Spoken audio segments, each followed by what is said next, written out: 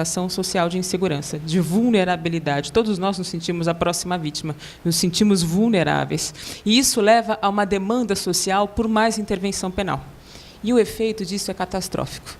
E nós acompanhamos isso nas últimas 2 ou 3 décadas. Nós temos a criação de delitos, nós temos o aumento de penas, nós temos a diminuição de garantias penais e processuais penais dentro de um processo que é absolutamente casuístico, baseado em casos muito pontuais. O que chama a atenção aqui, e essa é a grande preocupação do professor Dalmo, sempre que escreve sobre isso, é a assunção ou a consideração dessas garantias de um Estado democrático e de princípios jurídicos fundamentais como obstáculos para a solução dos casos, não é? Para a efetiva solução dos casos. E isso é influenciado pela mídia. Não é? Olha como o direito atrapalha para resolver no caso. Olha como a gente dá garantia demais para alguém que não merece ter garantia, para um delinquente. Essa identificação social com a vítima de um delito impede a sociedade de ver o desastre que é não mais considerar o direito penal como um instrumento de garantia do cidadão frente ao Estado. E é assim que a gente tem o direito penal hoje. Então, se a gente pudesse falar qual é a influência da mídia em relação ao judiciário, especificamente, eu vou falar que ela é dupla, e aí eu estou falando de situações opostas, ambas negativas. Por um lado, se a própria sociedade se vê anestesiada em relação a essa ausência de garantias ou essa flexibilização de garantias, o juiz, aquele que aplica a norma penal, também se vê livre para passar do papel de um árbitro imparcial para o papel de um justiceiro. E nós já recebemos aqui nessa sala dos estudantes, e isso me gerou indignação quando aconteceu, juízes convertidos em justiceiros que falaram textualmente para vocês que a Constituição não deve se aplicar no Brasil, porque ela foi feita para o mundo ideal e não para delinquentes. Esse é o juiz, convertido em justiceiro, aquele indivíduo que se vê liberado das garantias fundamentais do nosso Estado para chegar a uma solução, entre aspas, efetiva do caso. De outro lado, e aí trabalhando com a influência sobre o judiciário provocada pela mídia, a gente pode falar de uma contra-influência, que é a seguinte: os juízes que resistem a isso, os juízes que se mantêm técnicos e racionais, mesmo frente ao poder da mídia em matéria penal, e, portanto, julgam o caso tecnicamente, muitas vezes acabam absolvendo, porque é o caso de absolver, porque crime não houve, ou aquele não foi o autor do crime. E quando isso acontece, eu tenho um fenômeno social de descontentamento enorme, porque, afinal de contas, a mídia mostrou e mostrou e mostrou 1000 vezes que aquele indivíduo cometeu um crime. E, no final das contas, a sociedade pergunta por que ele não foi punido? Ele não foi punido porque o direito não funciona, ou porque o juiz é corrupto, ou porque existe justiça diferente no Brasil para rico e para pobre, quando, na verdade, o juiz agiu tecnicamente. E isso esse fenômeno de descontentamento social leva a uma perda de credibilidade do direito penal e do próprio Estado enorme. A população pergunta, para que serve o direito penal? Para que serve o direito? Para que serve o Estado? É para isso? É para a impunidade. E essa influência me parece ainda mais nefasta. E isso leva à criação de uma bola de neve, que vai aumentando, aumentando no sentido de recrudescimento e, portanto, de retrocesso do próprio Estado democrático de direito. Portanto, eu vejo o papel da imprensa dentro do direito penal e dentro do judiciário como um desserviço. A imprensa presta, infelizmente, um grande desserviço ao direito penal e, portanto, um grande desserviço à própria sociedade. O problema é que nós não vemos, muitas vezes, esse desserviço. A sociedade não consegue ver esse desserviço. E o nosso papel aqui hoje é dar visibilidade a esse debate e dar visibilidade a esse desserviço. Eu queria fazer coro com todos os meus colegas, e você agora concluindo, no sentido de que ninguém aqui está pregando o controle da imprensa no sentido de censura. Acho que todos nós somos grandes defensores da liberdade de imprensa, mas isso que a gente assiste, ou as tardes sangrentas mencionadas, não tem nada de liberdade. Isso é outra coisa. A imprensa não tem nada que decidir um caso e falar pelo judiciário, ou mostrar para a sociedade uma verdade sobre os fatos. Isso não é papel democrático, isso é abuso. Com isso eu concluo a minha fala e agradeço de novo a oportunidade de estar aqui com vocês. Obrigada.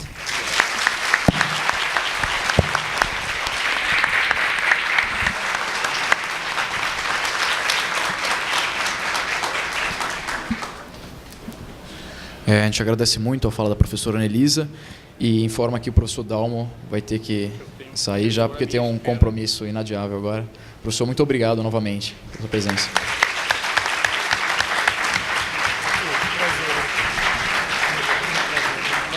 Muito obrigado.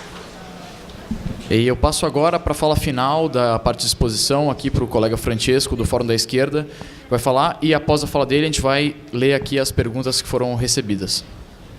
Boa noite. Eu queria só deixar, acho que foi muito contemplado pelas falas aqui dos ilustres convidados. Queria só colocar uma outra questão, que o direito, que na verdade o judiciário e o poder da mídia no judiciário influencia muito, e a gente sofre, e a gente vê no Brasil sofrendo, que são as pessoas que mais lutam, ou que lutam muito pela mudança da sociedade brasileira, e hoje colocada é a realidade social, que são os movimentos sociais que são criminalizados, não só no judiciário, mas também a própria mídia constrói preconceitos durante sua veiculação de matérias, não só em casos do judiciário, enfim, mas quando sim chega no judiciário, esse próprio preconceito já construído na sociedade, e esse poder que é concentrado na mão de pequenas famílias, portanto, 11 famílias, segundo os dados do Intervozes, que é um grupo que pesquisa e debate democratização da mídia, né?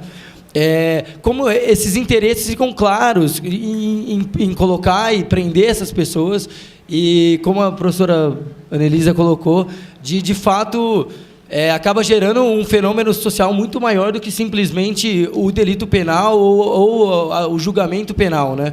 E, por último, queria só colocar que a gente não precisa ir longe para ver as distorções da mídia que foram tanto comentadas aqui nas falas. No ano passado, os estudantes da USP entraram em greve, e o jeito demandando democracia e o novo estatuto, o estatuto que vem da ditadura, e quando isso foi levantado e um ascenso dos estudantes foi colocado, a mídia tratou como se fosse um bando de playboys colocados querendo fumar maconha no campus, denotando claramente a distorção que se coloca e o interesse colocado. Ou se a gente trouxer para a própria faculdade, na questão das bibliotecas, um avanço democrático e uma ascensão dos franciscanos aí contra o autoritarismo do Rodas, foi colocado pela Globo como uma grande ironia, como se os estudantes não quisessem a modernização e fossem retrógrados.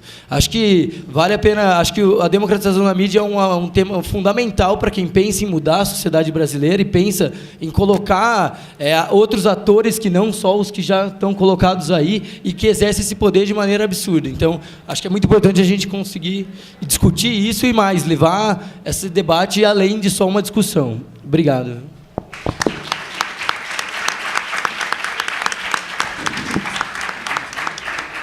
Então, vamos tentar fazer 2 blocos. A gente tem aqui 6 perguntas, mais ou menos, tem uma que tem 2. Acho que a gente pode fazer em 3 perguntas, um bloco de resposta, depois 3 perguntas, pode ser?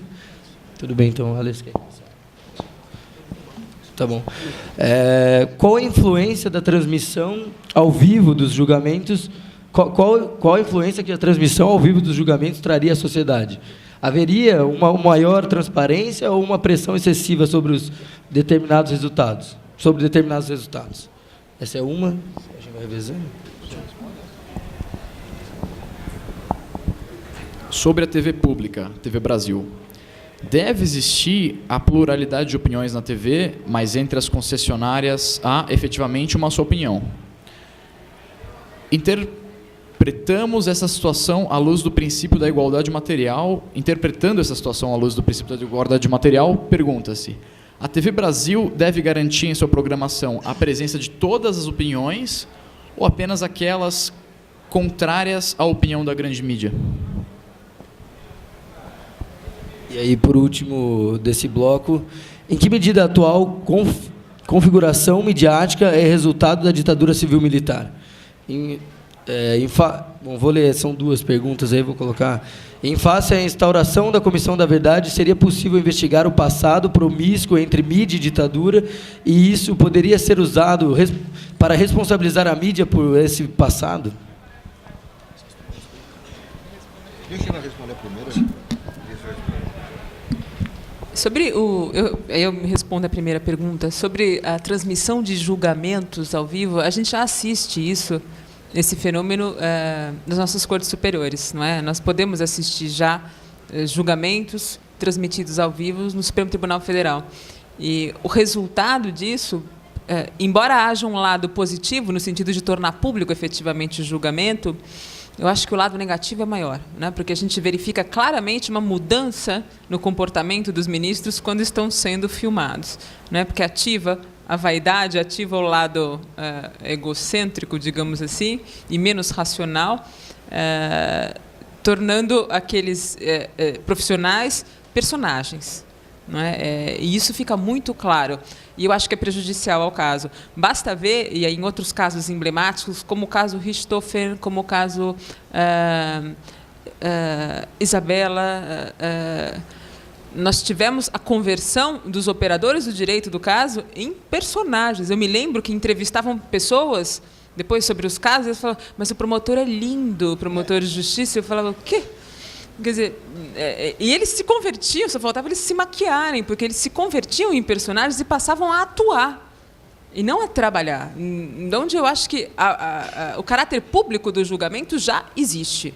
Não é? Tornar isso público a partir dos meios de comunicação, eu acho que o custo é muito maior do que o benefício. Acho desnecessário. Eu concordo e não acrescento nada, mas, e respondo a outra questão, sobre a opinião. Olha, eu acho que televisão, como concessão pública, não deve ter opinião.